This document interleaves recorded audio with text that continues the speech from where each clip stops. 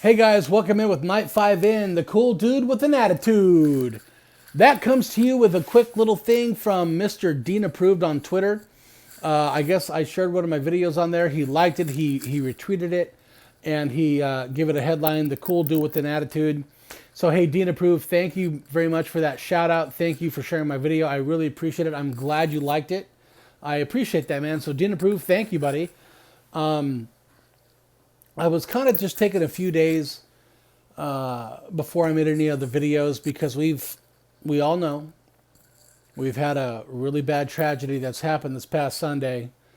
Lots of good people lost their lives in a tragic helicopter crash. Just a week prior to that, where I live, and where I live is not a huge city, but it's not a small town. It's kind of like on the in-between. We range from anywhere from 50 to 60,000 residents here on the yearly. We are a tourist town. We have our winter visitors that come down from Michigan and Washington and Alberta, Canada, that we respectfully call snowbirds. And then during the summer, we have the summer crowd that comes down and enjoys our lake and river and festivities throughout the summer months. But there was a head-on collision on Highway 95.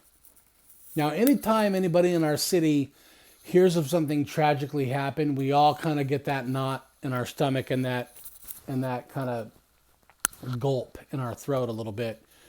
Because the veterans have been here, I've been here 30 years, and other people have been here just as long or even longer. We just kind of really hope and pray it hasn't directly affected somebody that we know or that we're associated with.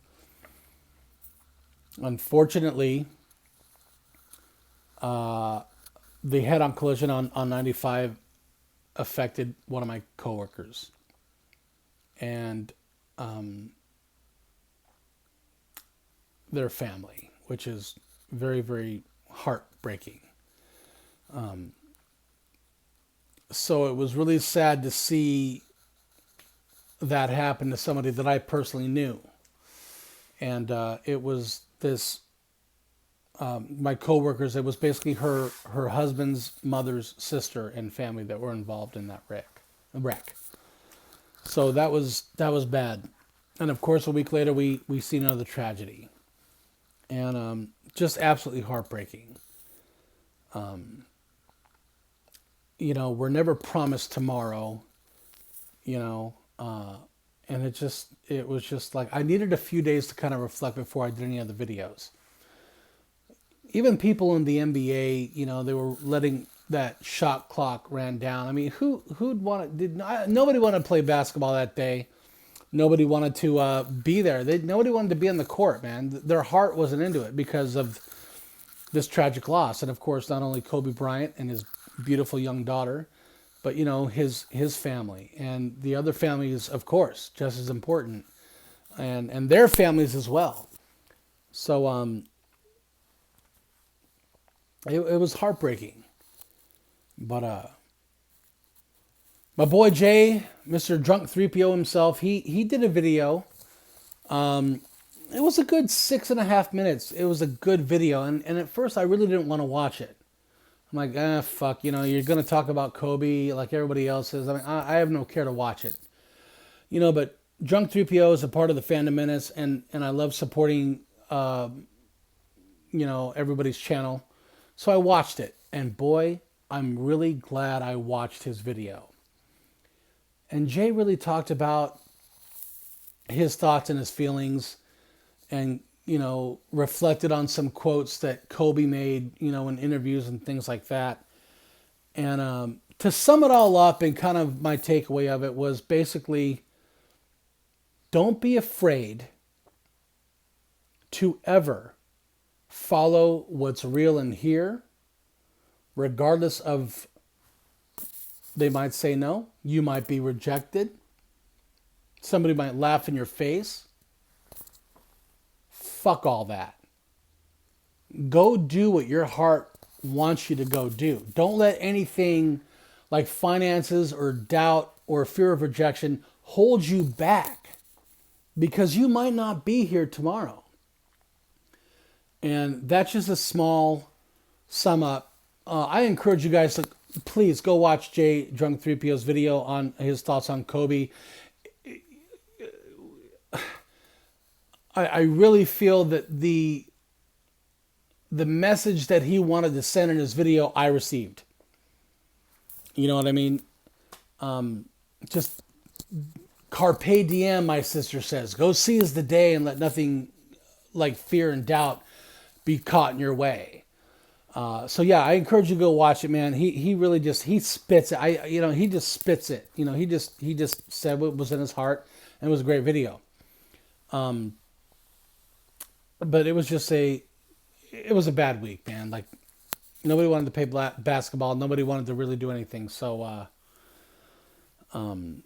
moving forward from that, go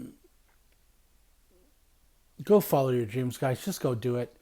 Like, I wanted to start a YouTube channel, and, in fear, I didn't want to do it because I was afraid. But here I am. So, who's to know what's going to happen? But there's been some other news out there about Disney failing tremendously with Star Wars, and 3 movies, man.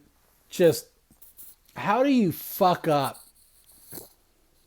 I know there's other people that can't make a trilogy to save their lives, man. You get 1 was good, 2 was better, 3 was the best one, or 1 was good, 2 was better, and 3 was awesome. And there's very few trilogies out there that could even hit that mark. But to do a trilogy and all 3 are just, and oh, fuck. Like, what's going on, man?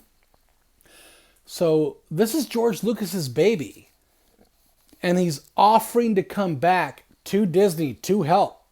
But I want creative control. Why don't you just go sit back and let me, hiccups, let me turn this into something great again, because you guys just clearly fucked it up. And Disney should be begging him to do this. They should be on their hands and knees, be like, George, I'm sorry we threw out your scripts for 7, 8, 9, or your story treatments. We're so sorry. Please, can you fix this? You got full creative control. You got Filoni, you got Favreau, you got others on board. Please just go fix it so we could make up the God only knows $2 billion plus that they've sunk into this, that they're completely in the red about. But it's nice of Lucas to even want to come back and do this. Like I said, man, the movie, the saga, Industrial Light and Magic, Skywalker Sound, rights to Indiana Jones was fucking bought and paid for, done and done. I'm going to go count my $4.3 billion. You guys go fuck yourselves. It's your problem now. Go deal with the fans. Go make movies. But for him to come back and actually say, hey, man, I will still help you after the fact that they've completely fucked him over with his story treatments, it's amazing that he would even still want to do that. And the reason why is this, is because no parent can take care of their child better than that parent. Nobody can take care of your baby. If you got a baby, anybody out there taking care of it better than you? Maybe your mom, your dad, maybe your husband's mom and dad, but nobody can take as best care for that kid as you. And Star Wars is George Lucas's baby. And through Star Wars, we have gotten a tremendous amount. I mean, just imagine for one quick second, what would cinema be like without somebody with a chip chair and a prayer, which is what we kind of call in poker, out there with a script, an idea, and the passion and the heart to that they want to put behind it. All the studios turned them down, and 20th Century Fox, man, ooh boy, go watch that documentary, Empire of Dreams. Just go watch it. But for Lucas to even come back and want to do something is really tremendous, and like Disney should be welcoming with open arms, Thank you, George. It's kind of like your wife wanting to come back to you after you maybe, I don't know, hit her or beat her or cheated on her. Your wife still wants to come back and be in a relationship. That's pretty powerful. That's probably the magnitude of the level of seriousness and depth that this carries. Because this is George Lucas's baby. So, Disney, you got to get off your asses, and you better do something quick, because you guys have completely failed. You guys have failed.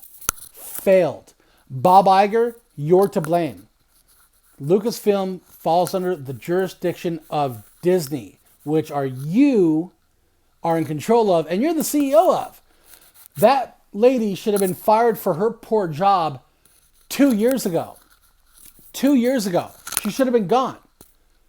For her to let somebody come on there with 2 movies under his belt, make The Last Jedi, and if anybody hated it, you were every name in the book. And I don't need to recite those names, because you know why? We all know what we were called.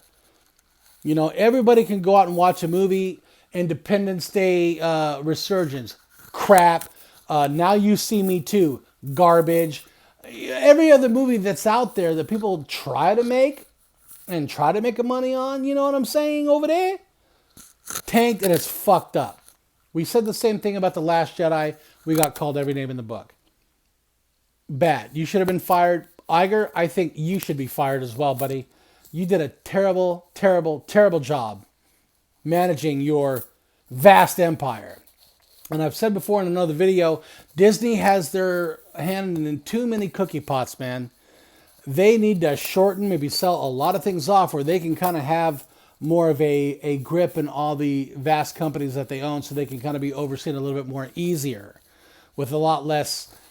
God dang, can you imagine what thousands of people and thousands of companies out there, overseeing everything? You couldn't have board meetings that long a day. So, Disney, you need to be humbled up, man. You got to be humbled up. You got to accept George Lucas's help after he offered it for you a second time, and you screwed him on one, and he's back for another attempt. You guys have done completely terrible. Otherwise, I don't know what to tell you. But a final thought. Prayers for all the families out there, man. Please live every day as if it were your last, and never, ever, ever be afraid anymore. Don't let fear hold you back, because that's what can happen. If Jeremy said, oh, I don't know if I'm going to build a company called Geeks and Gamers. I don't know. Golly, I'm afraid. Look at him now. Look at EVS. Look at World Class. Look at everybody that has spawned because of their hard work and their feeling of just to move forward. Then we got your Jesse Milestones, your Annas, your Drunk 3POs, your RK Outposts, and a many bunch others out there that I can't remember offhand. Of course, my boy Vandecoop, bros. That kind of take the lead from these people that started it all. And here's 2nd gen, 3rd gen, 4th gens that are coming out there that want to do YouTube videos like me, myself. So we're almost at 15 minutes, man. I'm going to close it out. But guys, don't be afraid. Don't be scared. Follow your heart. Follow your dreams. And if you know it true to be right here, follow it, go do it, and don't let fear tell you no. And as always, guys, have fun and make the day yours. Always.